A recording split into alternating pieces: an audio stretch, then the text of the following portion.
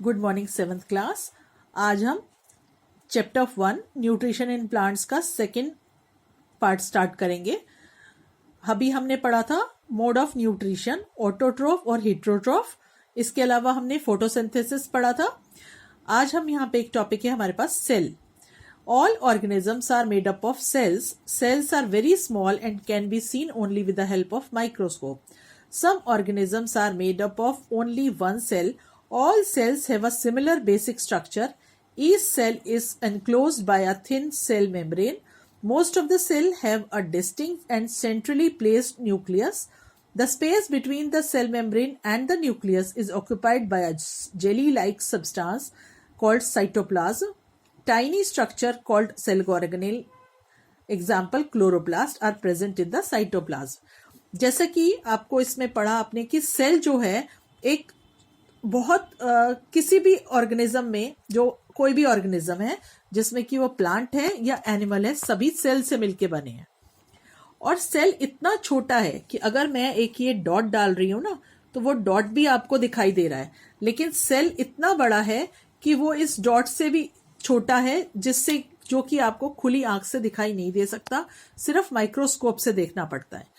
और इनका जो स्ट्रक्चर होता है, ये देखिए इस तरीके का स्ट्रक्चर है। जो सेल हैं वो इस तरीके से बने हुए होते हैं, एक सेल, दो, तीन, ये सब सेल्स एक छोटे छोटे सेल हैं।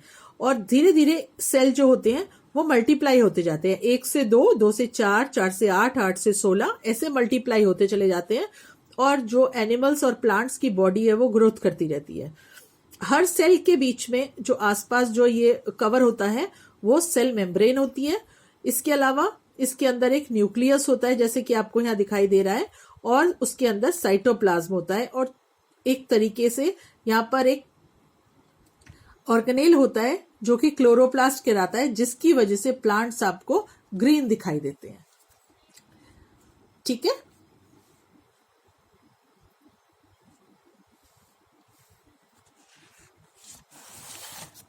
नेक्स्ट यहां हम पढ़ रहे थे फोटोसिंथेसिस का क्लोरोफिल, तो थोड़ा सा पार्ट यहाँ पे है। Beside leaves, photosynthesis also takes place in other green parts of the plant, like green stem, like green branches.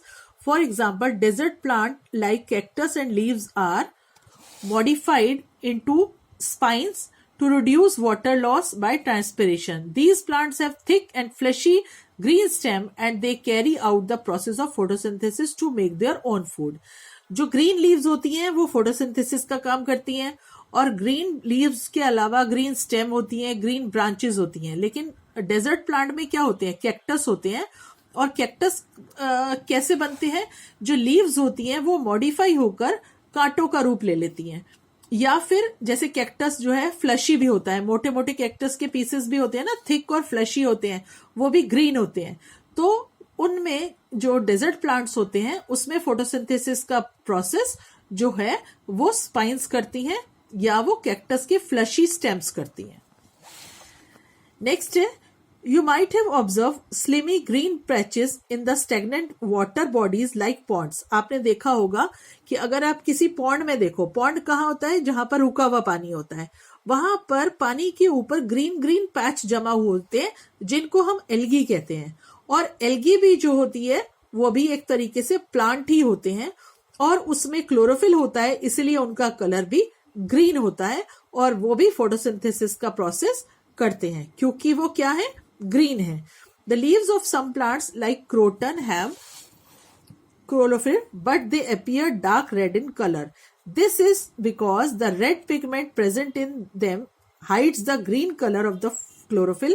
Such leaves can also make food, usually process of photosynthesis. आप लोगों ने देखा होगा, जैसे आपके स्कूल में भी आपने देखा होगा कि कुछ क्रोटन टाइप के प्लांट्स लगे हुए हैं जिसमें कुछ ग्रीन और कुछ रेड कलर होता है।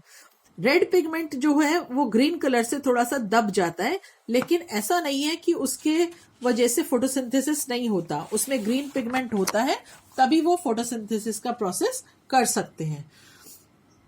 यहां पर एक एमसीक्यूज है, ग्रीन प्लांट्स कॉल्ड ऑटोट्रॉफ्स।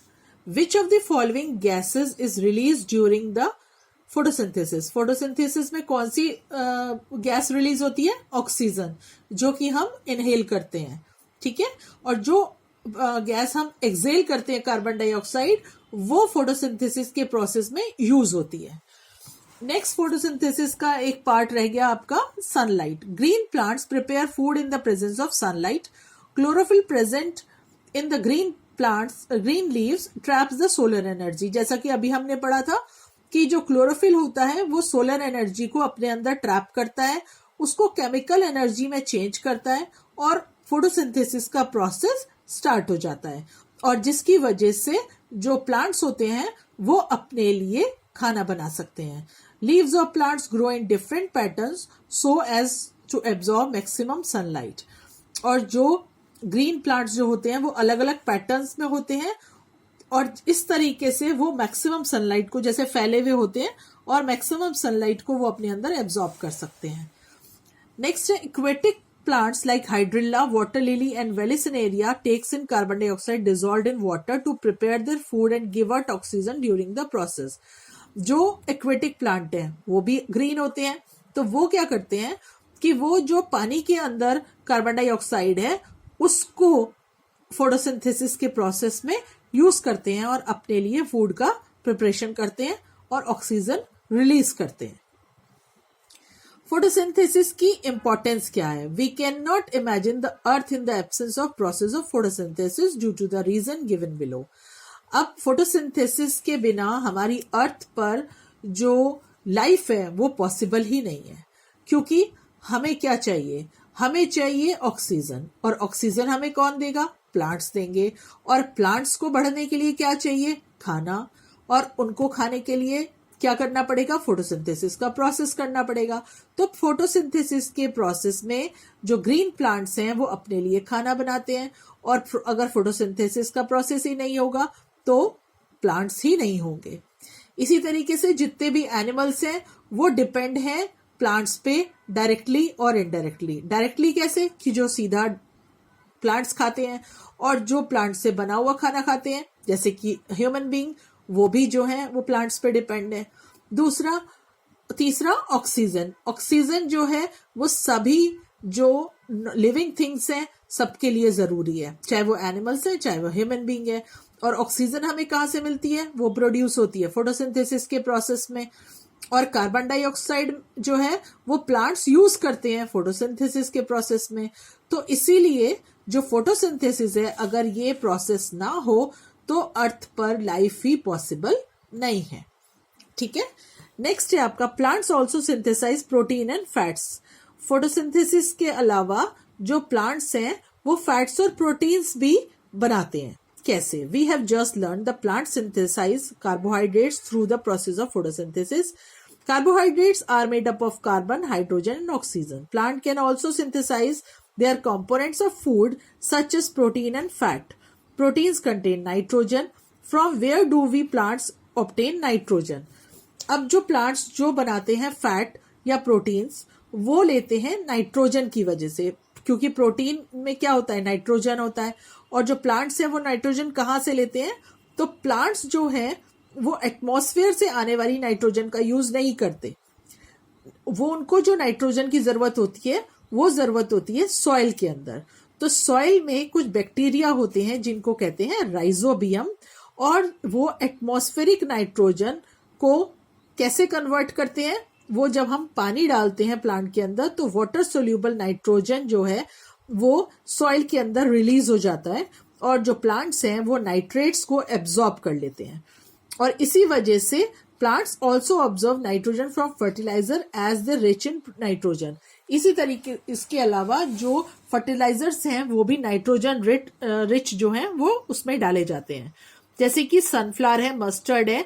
ये सिंपल कार्बोहाइड्रेट ग्लूकोज को ये जो है सिंपल कार्बोहाइड्रेट ग्लूकोज को स्टोर करते हैं अपने सीड्स में, ऑयल प्रिपेयर होता है।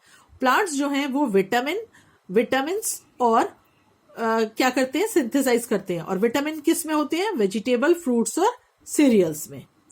इसके आगे नेक्स्ट हम अगली क्लास में पढ़ेंगे। आज के लिए इतना ही।